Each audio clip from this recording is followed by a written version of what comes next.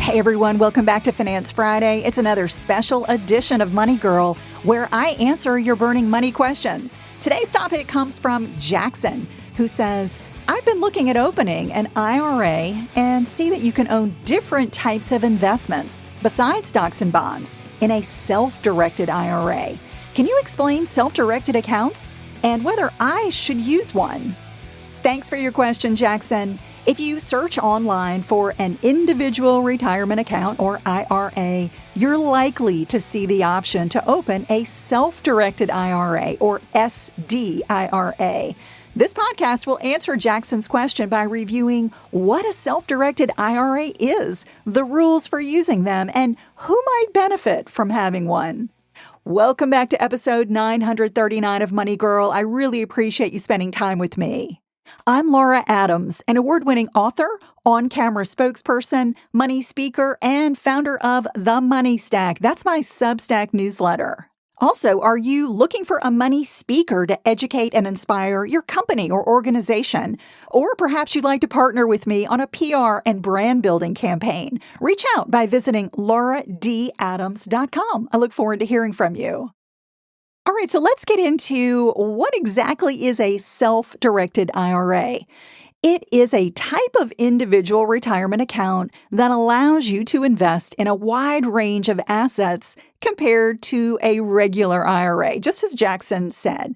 With a conventional or regular IRA, you're typically limited to a menu of investments that are publicly traded, like stocks, bonds, index funds, and exchange-traded funds. In fact, these regular accounts may prohibit you from owning anything considered an alternative asset.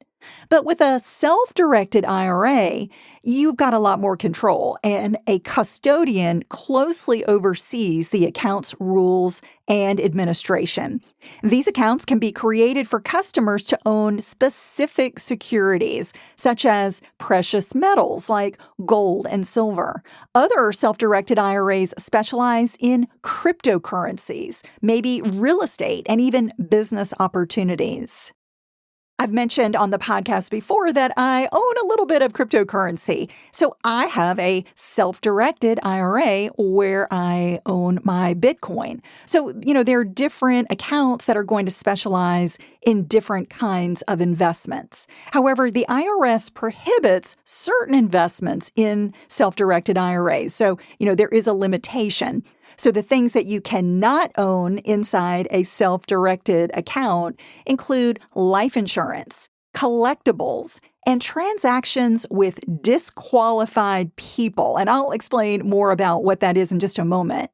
Therefore, you can't use self-directed IRA funds to do something like buy antiques, to buy art, or even coins. You also can't do business with yourself or any close family member who could benefit from an investment, like your spouse, a child, or even a fiduciary of the IRA. For instance, you can't lend money to yourself from the account. You can't take any income from the account until you retire, or benefit from an asset in a self-directed retirement account in any way. Therefore, if you purchase real estate with self-directed funds and use it as a vacation home for part of the year, that would be considered a self-dealing prohibited transaction. So there really has to be a separation between you and any assets that you own inside a self-directed IRA. But you can own a rental property within a self-directed IRA and rent it to the public. However, all the income generated by that property would need to be deposited into the account. So all of the profits, the earnings, everything would have to go back into the account. If you were to benefit from that profit in any way, outside of that IRA, that would be considered a self-dealing transaction. A self-directed IRA also prohibits you from contributing your own labor to something like real estate that you own in that account, like doing repairs or regular maintenance. Simply saving money by doing your own work on the property is not allowed because that would be considered an indirect benefit and would be deemed self-dealing. So again, you see the rules here can be pretty sticky when you're talking about an investment that you might have some involvement with.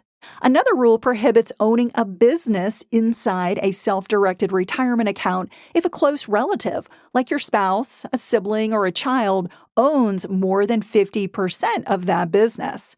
You also cannot invest in any entity where you're an officer, a director, a highly compensated employee, or a shareholder of more than 10% of that entity. Just like with a regular IRA, you can choose a traditional or Roth self-directed IRA. With a traditional account, there are no income limits and you contribute pre-tax dollars, giving you a tax deduction for the current year. So, it's going to work exactly like a regular traditional IRA.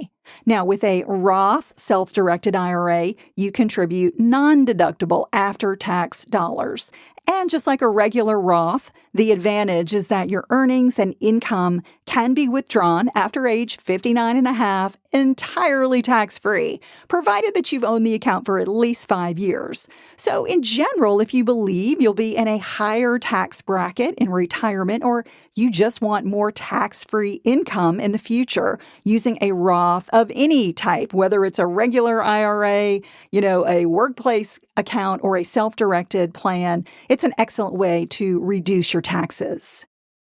Another significant advantage of a Roth retirement account is that it has no required minimum distributions or RMDs, unlike traditional accounts. So when you reach age 73 or 75, starting in the year 2033, you must take RMDs from any traditional, self-directed, or regular retirement account and pay income taxes on those required withdrawals. And the withdrawal amounts change annually based on your account balance and a life expectancy table that's published by the IRS.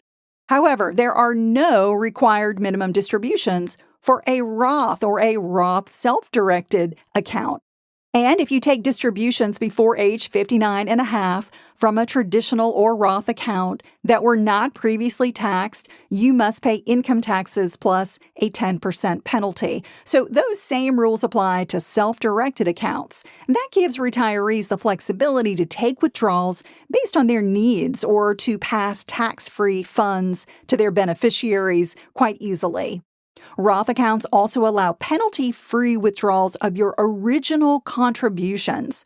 For instance, if you contribute $7,000 and it grows to $10,000, you can withdraw that original $7,000 contribution at any time before age 59 and a half. Remember, those after-tax contributions have already been taxed, so you can take them out early. However, withdrawing your $3,000 of earnings in the account would subject you to income taxes plus an additional 10% early withdrawal penalty before reaching age 59 and a half. While all the benefits of a Roth IRA or even a Roth self-directed IRA are fantastic, there is an income limit that must be met to qualify for contributions. For 2025, single taxpayers with a modified adjusted gross income below $150,000 can contribute the maximum, and that's $7,000 or $8,000 if you're over age 50. And the limit is higher if you're married and you're filing joint taxes. That limit is $236,000. So if you earn less than that as a married couple filing taxes together, you can max out a Roth IRA or a Roth self-directed IRA. Note that the Roth income rules do not apply to workplace retirement plans or accounts designed for the self-employed. So if you've got a Roth account at work, like a Roth 401k or a Roth solo 401k, if you have self-employment income, those accounts do not put a limit on income. So they give you the ability to participate in a Roth no matter how much you make. So, the big thing to think about with a self directed IRA is that if you don't understand the rules or you mistakenly violate the rules, you risk losing its tax advantage status. For a traditional self directed account, you would owe taxes on the entire value of your account, plus a 10% early withdrawal penalty if you're under age 59 and a half. Now, for a Roth self directed account, violating the rules means you could owe taxes and a penalty on the earnings portion of the account. So if you do have a self-directed account, before you make any questionable investments with those self-directed funds, be sure to check with a financial or a tax advisor to make sure you don't inadvertently break the rules and put that account's favorable tax status in jeopardy. All right, so let's talk about the pros and cons of using a self-directed IRA. So the major advantages are you choose and manage your own investments in the account. As I mentioned, you can invest in just about anything except those prohibited things that I mentioned, like collectibles, life insurance, etc. You receive very favorable tax treatment for your investment earnings and growth, especially if you choose a Roth account if you're qualified for it. You can diversify beyond traditional securities like stocks and bonds. But the downsides of a self-directed IRA include having to follow some pretty strict rules that you could mistakenly violate. As I mentioned, failing to follow account regulations could jeopardize the account's tax status, making you liable for income taxes plus a 10% penalty on the entire account balance if you're younger than 59 and a half. Another drawback of a self-directed IRA is that it typically charges higher account fees compared to a regular IRA. And, those higher fees can reduce your net earnings over time. And those high fees are there because there's lots of oversight that has to be provided with these accounts. There's lots of assistance from the account custodian to ensure you follow the IRS rules. However, the most significant drawback of a self-directed retirement account is that many investments you might own in it might not be liquid. For example, you can sell a mutual fund or an ETF immediately if you need income in retirement, or you must take a required minimum distribution from a traditional pre-tax account. But let's say you own something like a rental property or even a business inside your self-directed retirement account. Well, that could take years to sell depending on the market. And the penalty for failing to take a timely required minimum distribution is hefty. It's 25% of the amount you should have withdrawn. However, there is an exception that reduces the RMD penalty to 10% if you can correct a shortfall within 2 years. So the bottom line is that when you have a self-directed retirement account with alternative investments that you cannot easily sell, you must create a careful strategy to liquidate them and comply with RMD rules that begin after age 73. However, as I mentioned, there are no RMDs with a Roth self-directed IRA. So that's why I typically recommend a Roth self-directed IRA if you qualify for it, because it really simplifies things when you don't have the pressure of having to liquidate the account for required minimum distributions.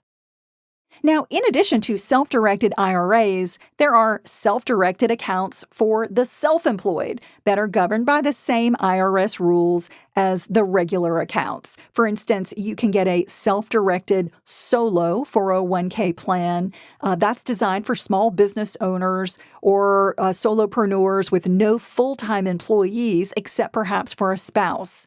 You can also choose a self-directed SEP IRA. That's a retirement plan designed for small businesses with or without employees. That's the type of retirement plan that I use. However, my cryptocurrency self-directed account is an IRA. I have that in a separate account. If you have business income, using a self-employed plan gives you much higher annual contribution limits. For 2025, the combined employer and employee contribution limits are $70,000 for a self-directed solo 401k or SEP IRA. And there's an additional $7,500 catch-up contribution that's allowed for solo 401k participants over the age of 50, bringing their total contribution to $77,500. Also, starting this year, if you've got a solo 401k and are between the ages of 60 and 63, you can contribute an additional $11,250 if the plan allows as your catch-up contribution. Many people don't realize you can also have a self-directed health savings account, or HSA, that works just like a regular HSA, helping you cut healthcare expenses if you have an HSA-qualified health plan. Your contributions and earnings are tax-free if used for qualified expenses like medical, dental, vision, hearing, and alternative care costs. So if you're like Jackson and you're looking for a new account, you can certainly open a self-directed IRA or other retirement plan with many banks, credit unions, or other financial institutions. Once the account is open, you can roll over funds from an existing retirement account. So you could take money from a regular IRA and roll it over into your new self-directed IRA. Or you can make new contributions to the self-directed account up to the annual limit. Then you can purchase any asset that's allowed. For instance, if you transferred $50,000 from a regular Roth IRA to a Roth self-directed IRA, you could use the money to buy $50,000 of cryptocurrency or, anything else that's allowed. If its value appreciated from $50,000 to $70,000, your $20,000 gain would be entirely tax-free in retirement. Again, that's the benefit of using a Roth. Self-directed retirement accounts can be an excellent choice for savvy investors who understand alternative investments and want more diversification, responsibility, and control than with a regular retirement account. As Jackson mentioned, most regular accounts will only offer a menu, of stocks and bonds and mainstream funds that are publicly traded. However, self-directed IRAs may be too advanced for novice investors who are more suited to using a regular IRA with mainstream investments like index funds. Without knowing more about Jackson's financial situation and his investing experience and goals, I would recommend that he use a regular IRA before considering a self-directed account. If he has a workplace option like a 401k retirement plan, that's the first account I recommend maxing out annually and ideally using a Roth 401k.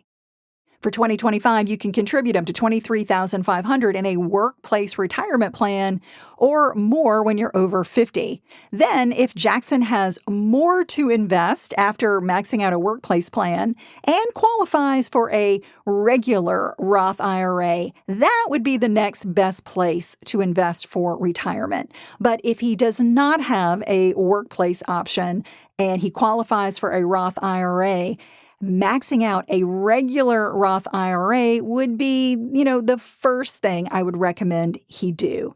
And later on, if he finds that he's interested in diversifying his investments with alternative investments, he can always open a second self-directed IRA and use that separately. Jackson, I hope this has been helpful. Thank you again for your question. Before we go, a quick reminder to subscribe to The Money Stack. That's my Substack newsletter when you visit lauradadams.com. It's filled with money tips, tools, news, challenges, and things I enjoy. You can subscribe for free or support the show as a paid member and get access to live educational events. That's all for now. I'll talk to you soon. Until then, here's to living a richer life. Money Girl is a quick and dirty tips podcast, and I want to thank our amazing team. Steve Rickyberg audio engineers the show. Holly Hutchins is our director of podcasts. Morgan Christensen is our advertising operations specialist. And Nathaniel Hoops is our marketing contractor.